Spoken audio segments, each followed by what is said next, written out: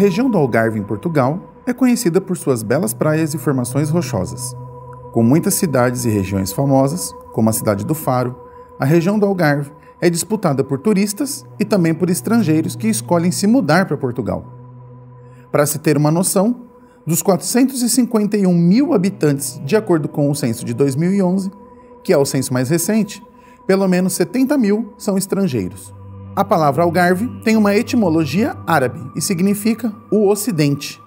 O que se sabe é que, historicamente, o sul de Portugal foi ocupado por povos muçulmanos e depois retomado pelos cristãos no século XII.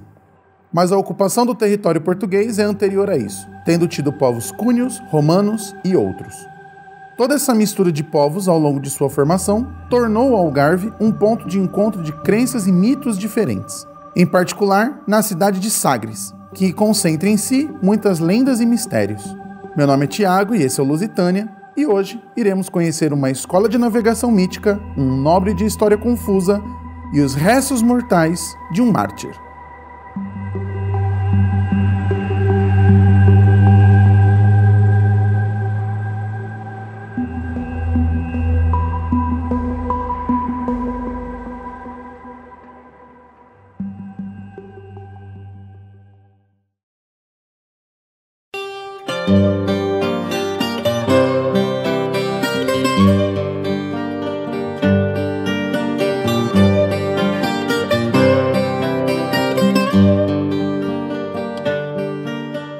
E aí, ouvintes do Lusitânia, tudo bem com vocês?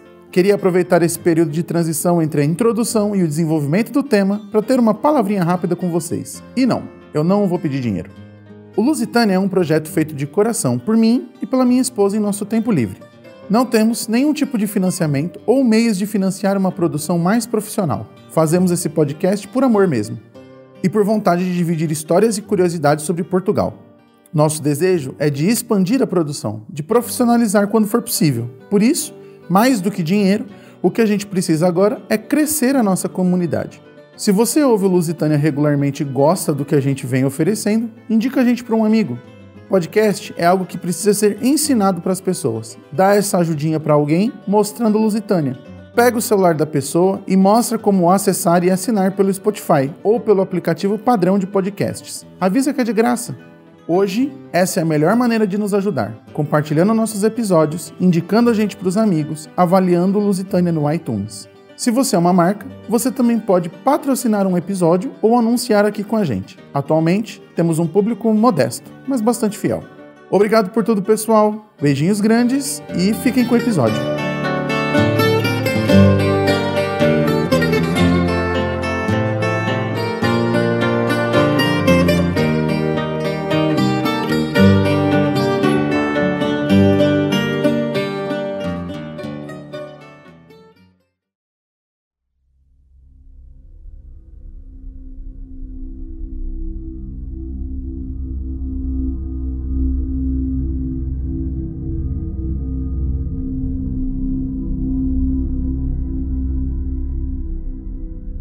Promontorium Sacrum. Sagres é uma cidade portuguesa localizada na região do Algarve, com apenas 34 km² e 1.909 habitantes.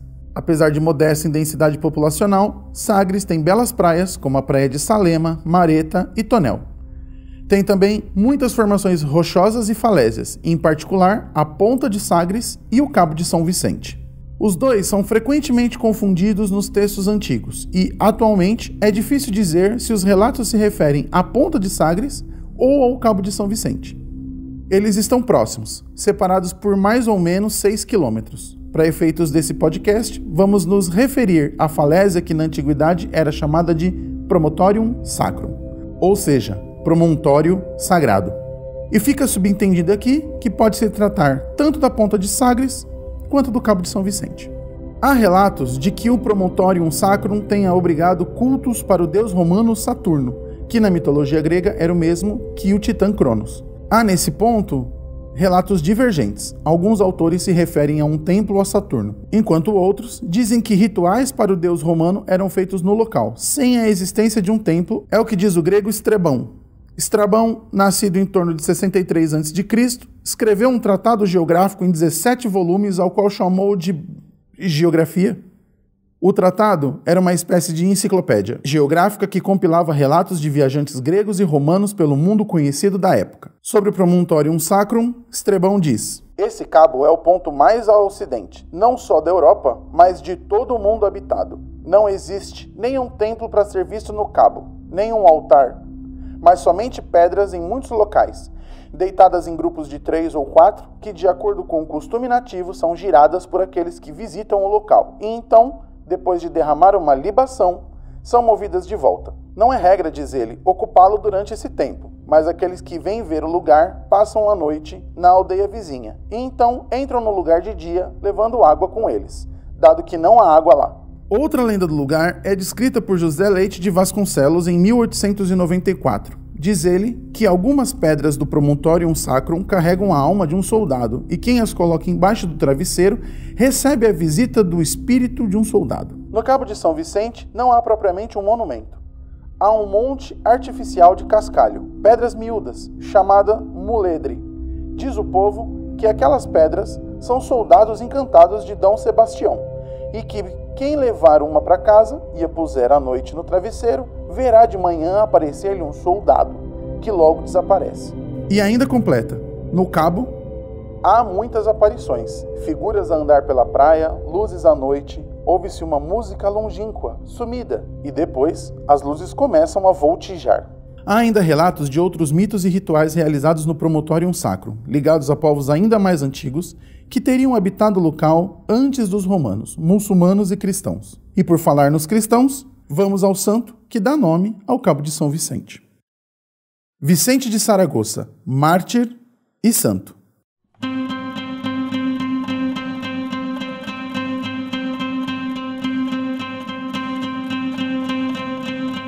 Vicente nasceu no século III, embora dia e ano exatos sejam um mistério.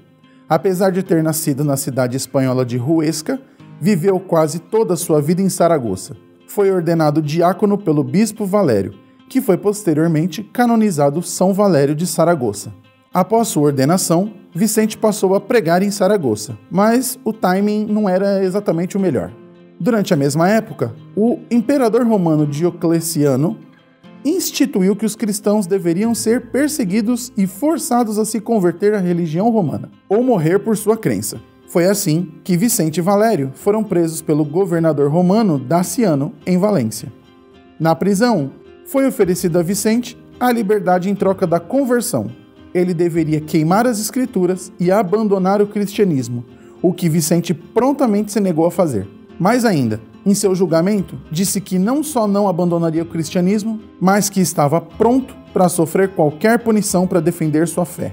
Vicente foi brutalmente torturado. Ele foi esticado em balcões de tortura, pendurado em ganchos de ferro, jogaram sal em suas feridas e queimaram em grelhas incandescentes. E por fim, foi jogado em uma cela de prisão com o chão coberto de cerâmica quebrada. Por todo o tempo, o governador romano ofereceu a Vicente o fim da dor, caso ele rejeitasse o cristianismo e queimasse a Bíblia. Vicente não cedeu. Mais do que isso, um guarda da prisão viu Vicente passar por tudo com tanta fé e serenidade que acabou se convertendo ao cristianismo.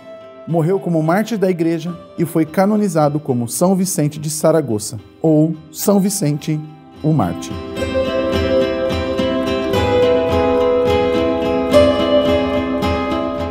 O que acontece depois da morte de São Vicente pode variar. Algumas versões dizem que o imperador romano mandou jogar o corpo do santo em uma vala aberta para que seu corpo fosse comido por animais, mas que um corvo defendeu os restos mortais de São Vicente por vários dias. O governador romano tentou então atirar o corpo ao mar, preso em pedras, mas este não afundava. Foi finalmente atirado ao mar dos Baleares ou colocado em um barco e abandonado à própria sorte. Seja como for, seu corpo apareceu misteriosamente no Promontorium Sacrum, algum tempo depois. Geograficamente, não seria de todo impossível, embora um tanto improvável. De Valência, é possível seguir pelo Mar dos Baleares, atravessar o Estreito de Gibraltar e chegar até Sagres. É um trajeto de aproximadamente 1000 quilômetros. As lendas dizem que o corpo de São Vicente foi protegido por corvos o tempo todo até chegar a Sagres. Outras lendas dizem que o corpo emergiu no Promotorium Sacrum e foi retirado do mar e colocado na falésia por corvos. Relatos dizem que próximo ao ponto em que foi encontrado o corpo de São Vicente, uma igreja foi erguida e, ao seu lado, uma mesquita. Há quem diga que o local virou ponto de peregrinação para os cristãos, moçárabes e muçulmanos. Posteriormente, as relíquias de São Vicente, e relíquias é como se chamam os restos mortais dos santos pela Igreja Católica, foram transladados por barco para Lisboa por ordem do primeiro rei de Portugal, Afonso Henriques. Mais uma vez, corvos teriam acompanhado o cortejo do santo até seu corpo ser depositado na sede de Lisboa. São Vicente foi considerado patrono da cidade de Lisboa. O brasão oficial da cidade é até hoje um barco com 2 corvos, em alusão ao cortejo místico do santo à cidade. Há, ainda na sede de Lisboa, uma urna de prata, contendo o que se diz ser a mão direita do santo. A propriedade das relíquias de São Vicente, no entanto, é incerta. Outras igrejas dizem estar de posse do corpo do santo, como, por exemplo, a Basílica de São Vicente, na cidade de Ávila, na Espanha. Independente de quem está de posse das relíquias do santo, sua influência em Portugal é enorme, e sua história mítica acaba por dar o atual nome do Cabo de São Vicente.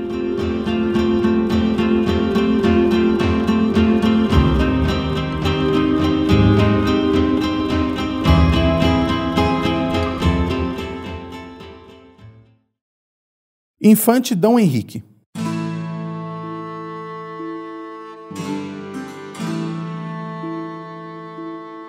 Só, na trágica noite e no sítio medonho, inquieto como o mar sentindo o coração, mais largo do que o mar sentindo o próprio sonho, só, aferrando os pés sobre um penhasco a pique, sorvendo a ventania e espiando a escuridão, queda, como um fantasma, o infante Dom Henrique.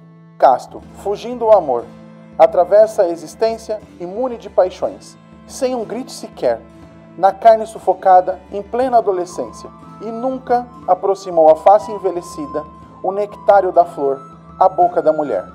Tudo quanto perfuma o deserto da vida. Forte, em Celta, ao clamor dos pífanos de guerra, entre as mesnadas, quando chacina sem dó, dizimava a moira e estremecia a terra, vira no levantar, imortal e brilhante, entre os raios de sol e entre as nuvens de pó, a alma de Portugal no aceiro do montante. Em Tanger, na jornada atroz do desbarato, duro, ensopado os pés de sangue português, empedrado na teima e no orgulho insensato. Calmo na confusão do horrendo desenlace, vira partir o irmão para as prisões de Fez, sem um tremor na voz, sem um tremor na face. E que o sonho lhe traz, dentro de um pensamento, toda a vida captiva. A alma de um sonhador guarda em si mesmo a terra, o mar e o firmamento. É cerrado de toda a inspiração de fora. Vive como um vulcão, cujo fogo interior, a si mesmo imortal, se nutre e se devora.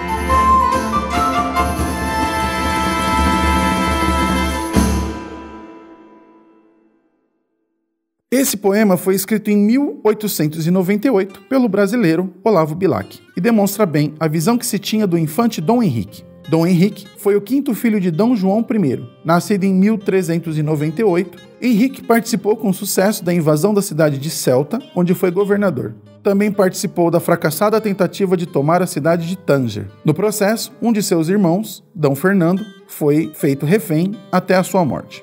Aqui no Brasil, o infante Dom Henrique é mais conhecido por ter incentivado as grandes navegações portuguesas que levaram ao descobrimento do Brasil. Por isso, Dom Henrique também é conhecido como o Navegador. Assim como o poema sugere, a representação histórica do infante Dom Henrique é a de alguém que sempre foi sábio e de alma inquieta, interessado nas ciências, nas letras e na tecnologia. Ou, para citar mais uma vez Bilac, um sonhador.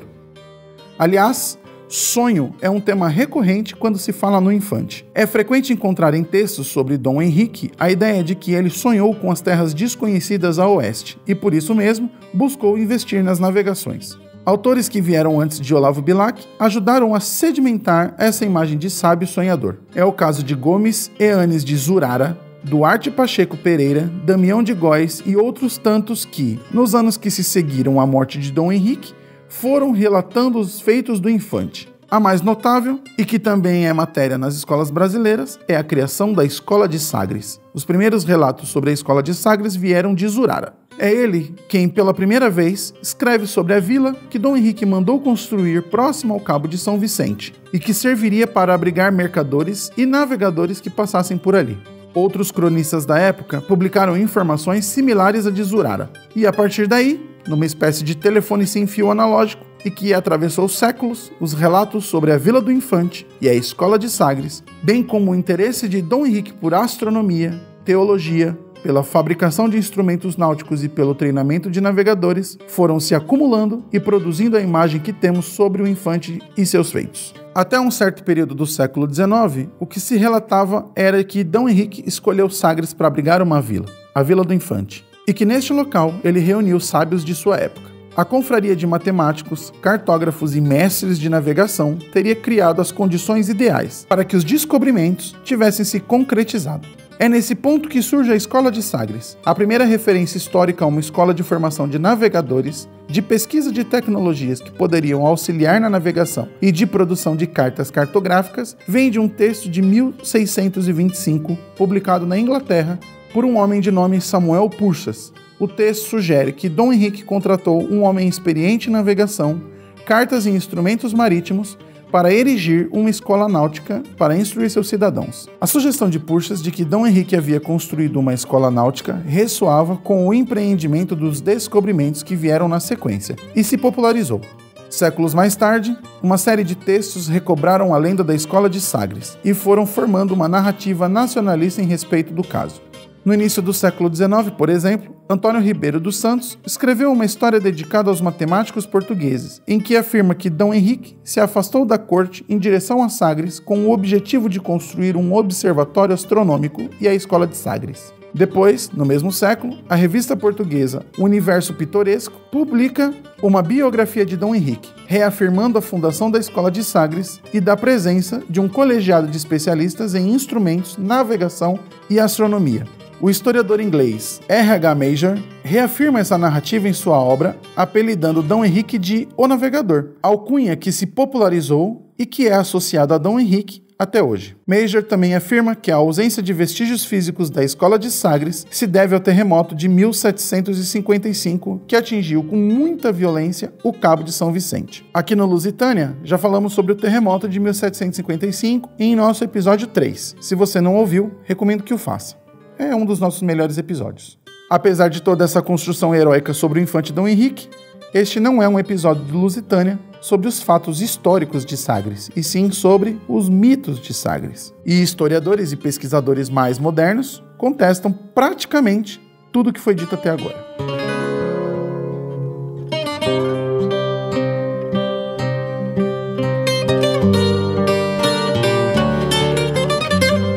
O mito da Escola de Sagres. Dom Francisco de Borges Souza Hosting, o primeiro Marquês de Souza Hosting, foi um proeminente advogado formado em Coimbra.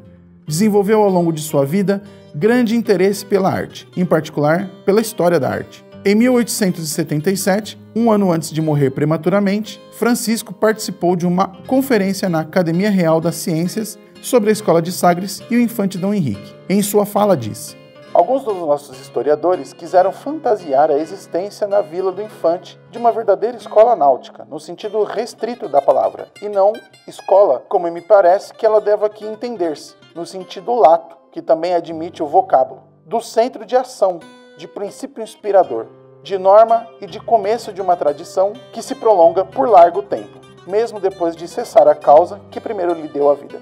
Essa foi a primeira pedra de dúvida atirada no lago da história sobre a Escola de Sagres, provocando ondas que continuam a se propagar até hoje. Hosting sabia o que estava falando.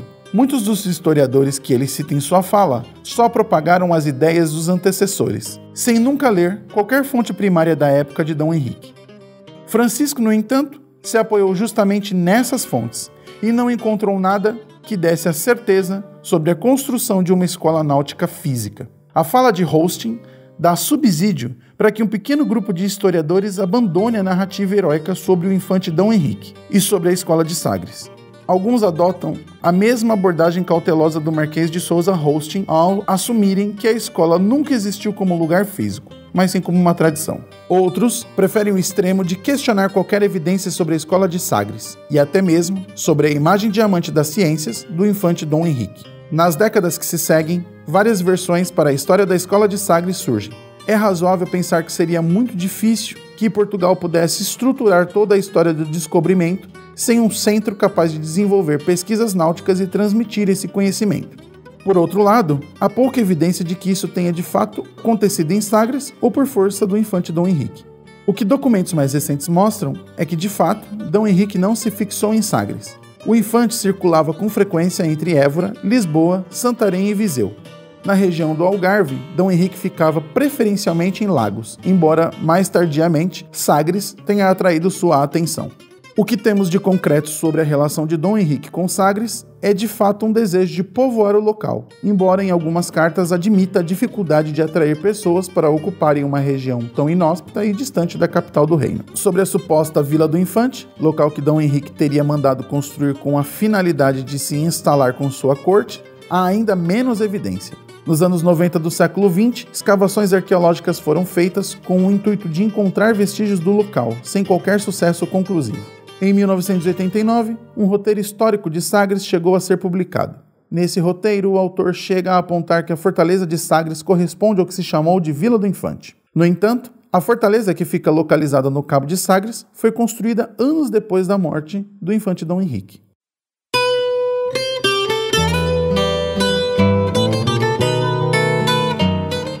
Dom Henrique teve um fracasso militar histórico em 1437.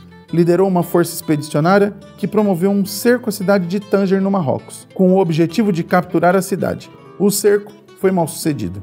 Exércitos marroquinos que vieram em socorro a Tanger renderam o exército português. Dom Henrique negociou a retirada segura de seus homens, entregando como refém um de seus irmãos, o infante Dom Fernando. Dom Fernando morreu em cativeiro em 1443. Foi só após esse evento, que ficou conhecido como o Desastre de Tanger, que Dom Henrique passou a viver de forma fixa na região do Algarve. Dom Henrique faleceu em 13 de novembro de 1460. Há quem diga que morreu em sua vila, no Cabo de São Vicente, embora a lenda local é de que o infante vivia em uma residência própria em Lagos. Foi inicialmente sepultado na Igreja Santa Maria de Lagos e depois teve seus restos mortais transferidos para o Mosteiro de Santa Maria da Batalha. Não há dúvida sobre a importância histórica de Dom Henrique em Portugal, nem sobre seu apreço pela região do Algarve. Infelizmente, seu envolvimento com as grandes navegações ou com a construção de uma escola naval que deu subsídio para que eu, do meu estúdio em Mauá, no estado de São Paulo, no Brasil, pudesse estar hoje aqui falando sobre Portugal, tenha de fato acontecido. Sagres, no entanto, permanece no imaginário português e brasileiro, servindo para ambos como símbolo de uma época de aventuras, mistérios e milagres, servindo como ponto de partida para o que viria a ser o Brasil e como um monumento do espírito aventureiro dos portugueses.